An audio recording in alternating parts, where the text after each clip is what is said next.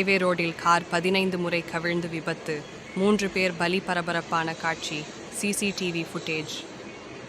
கர்நாடக மாநிலம் சித்ரதுர்கா மாவட்டம் மொனகல்மூர் தாலுகாவின் பொம்மக்கனஹள்ளி மஜித் அருகே தேசிய நெடுஞ்சாலை ஏற்பட்ட விபத்தில் 2 குழந்தைகள் உட்பட 3 பேர் உயிரிழந்தனர். இந்த விபத்தில் காரை ஓட்டி வந்த மௌலா அப்துல் 35 மற்றும் அவரது 2 மகன்கள் ரெஹ்மான் 15 மற்றும் சமீர் 10 ஆகியோர் உயிரிழந்தனர். இந்த விபத்தில் மௌலாவின் மனைவி சலீமா பேகம் 31, அவரது தாயார் பாத்திமா 75 மற்றும் மற்றொரு மகன் ஹுசைன் ஆகியோர் படுகாயமடைந்தனர். அவர்களை போலீசார் பல்லாரி VMS மருத்துவமனைக்கு அனுப்பி வைத்தனர்.